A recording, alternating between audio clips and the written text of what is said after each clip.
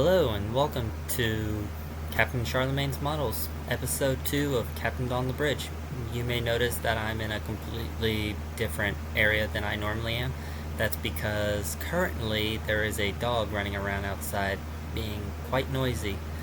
So, I decided to record here in a different room, give you all understanding what's going on. So, here's what's going on at the moment. As some of you may have seen, recently I had posted about a video coming up on 4 new kits. So, I thought I'd take a minute to introduce you all to the new kits that are going to be coming to the channel sooner or later. The first one, actually, for all of you, will be the first full-length small build that will be coming to the channel. Now, some of you may have thought, what about Massachusetts? Well, currently, Massachusetts had a little bit of an accident.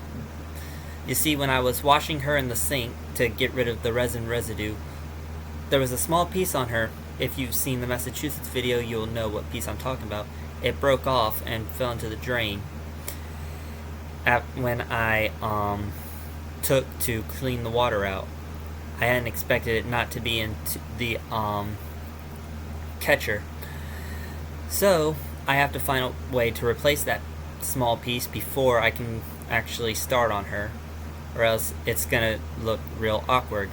So, I thought I'd introduce you all to a ship that'll be the first 1 in 700 build that'll be taking place on this channel.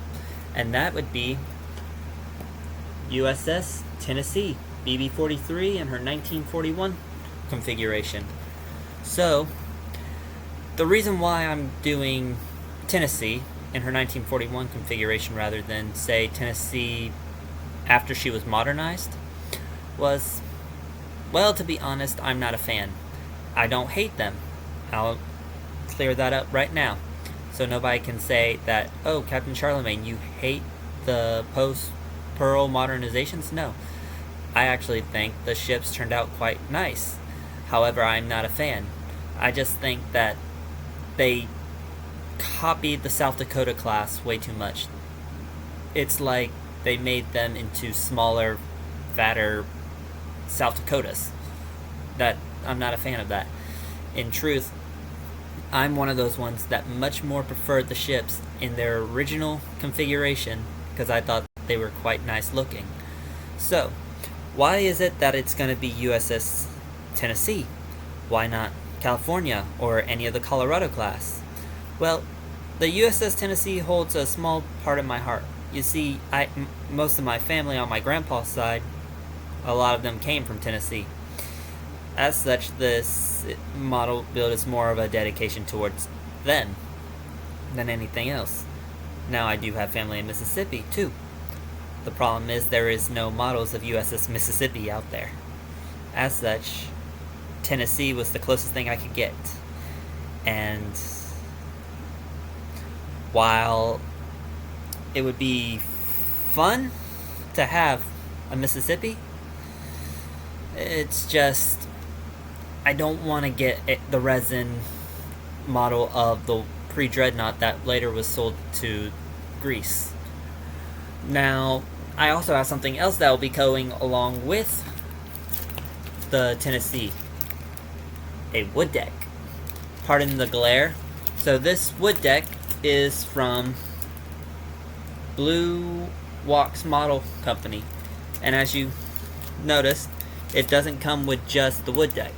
You also, if I can get the thing in there enough for you all to see, also comes with masking sheet. This way, when I paint her, say I paint the decks first, then I can put that on. Then when I do paint the hull, I won't have to worry about getting the deck if I went that way. That'll be something interesting to see, and I can promise you that's going to be a fun build. The next model that's going to be popping up on the channel is Tamiya's Supermarine Spitfire Mark 1. Oops. Get it more up there. So, funny story on how I acquired her and another kit that's going to be coming up very soon. You see, when I went to my local hobby store, Family Hobbies, I went in there looking for one of the World War One biplanes. If I couldn't find a World War One biplane, I went after the Fairey Swordfish. The Fairey Swordfish was something that I was looking forward to locating because it's one of those unique aircraft, in my opinion. It's one of those aircraft that should have been considered one of the worst aircraft for early World War II, but somehow smacked the universe in the face and came back around to becoming one of the best. Sadly, they didn't have it, and because how old the Tamiya kit is, you could only really find it online. And I didn't really fancy paying the $66 it would have cost me, both on Amazon and on eBay, to get her.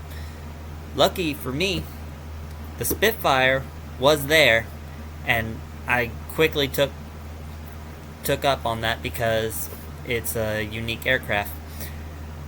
And is also something I'm going to be building along with Tennessee and HMS Hood. Now, when HMS Hood, I'm going to go off the Spitfire for a moment and talk about Hood. Normally how my channel works, as you've all seen, is that the first episode is the unboxing. But I started on HMS Hood pretty much right away. I forgot about the unboxing video.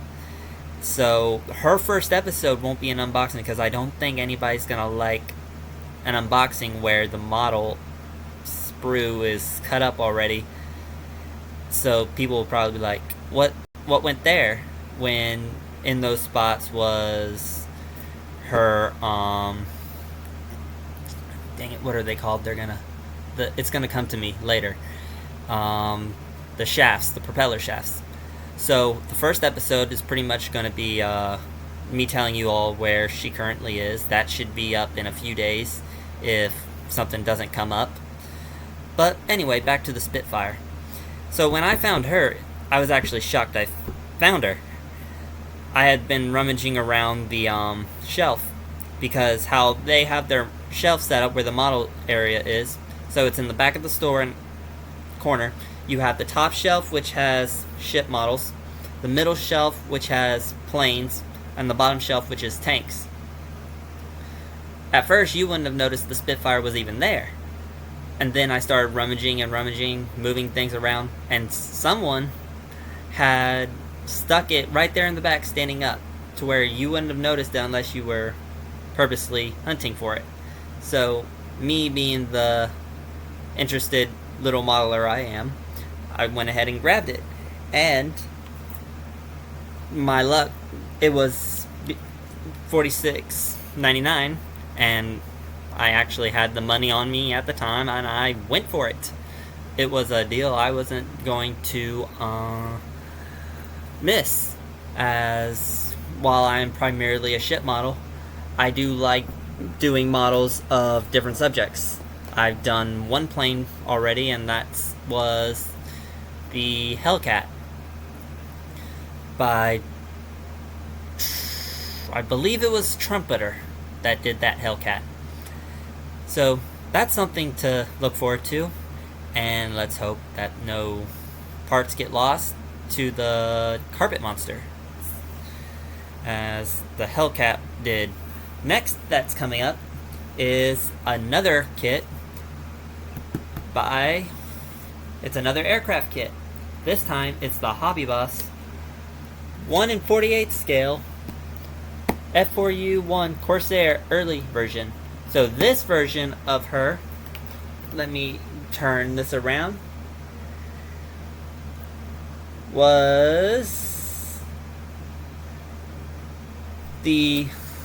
I'm pretty sure this is the one that was made, that was primarily used by the Marines at first, before, I believe it was the British that fixed the problem. I'm pretty sure it was the Corsair that had the problems, and that it was the British who fixed it by messing around with the wings.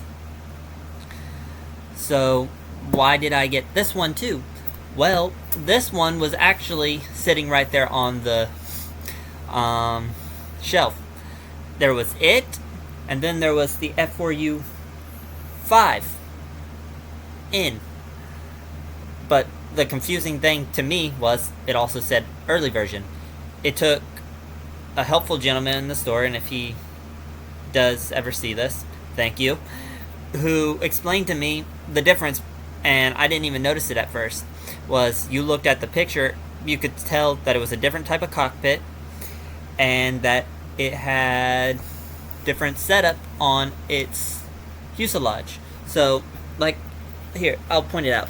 So, pardon the glare. So, like I said, the cockpit was different.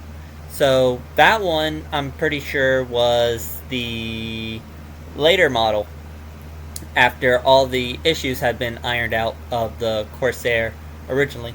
So, the cockpit was different. It looked like it had, maybe, I believe on that model, there was a part right here you could see in the box art. And I believe that was probably one of the bombs. But the main difference I was told, not being an actual plane enthusiast, was it was probably mostly the box art being different. And, well, I wanted to do another aircraft, and the Corsair Whistling Death, as it was called, was one that definitely took my interest, as it was one of the longest serving propeller planes used by the US Navy. I believe it was used up to Korea. Give me 1 second. Chance Vought F4U Corsair was an American fighter craft, saw service primarily in World War II in Korea. Demanded Goodyear from the first prototype delivered to U.S. Navy in 1940 to the final delivery in 1953. Longest production run of any piston engine aircraft in U.S. Navy history. Yep. So it was indeed the longest serving. So that is going to be a fun build as well. But then again, most models are a fun build. So with this one, I may attempt to recreate the box art. However, that is a debate still ongoing. So that should be fun in itself, because as far as I'm aware, just by looking at the box art, this one is a light blue compared to most models of the Corsair I've seen, which is a dark navy blue, similar to the same shade of blue that was used on the Hellcat, compared to this one, which is similar to the Wildcat. And we're gonna bring in our last model. Now this one was something I really wanted to get my hands on. So this one is the Advent loose pieces. Advent USS Olympia. It is a, hold up 1 second, 1 and 2/25 scale. So it's one of those odd scales. Now this is something I want to get my hands on. I'm a big fan of the Olympia, being one of the only, I believe, 2 protected cruisers still in the world, the other being the Aurora in Russia. So I've actually built the USS Olympia before. However, the kit that I had built was the Lindenberg version, and I can honestly say that was a major disappointment. That kit had parts broken off. It had so many fitting issues that even after trying my best to fix each one that kept popping up, it just didn't work out. It was a pig of a build, to the point where I have several Lindenberg kits, one of them being I believe it was a reprint of